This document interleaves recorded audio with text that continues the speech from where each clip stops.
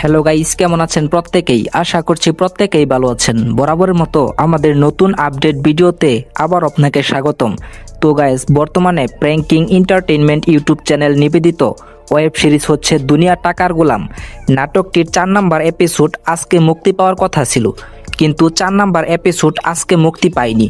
তবে কবে মুক্তি পেতে যাচ্ছে দুনিয়া টাকার গোলাম নাটকের 4 নাম্বার এপিসোড, তাই জানতে পারবেন আজকের ভিডিওতে।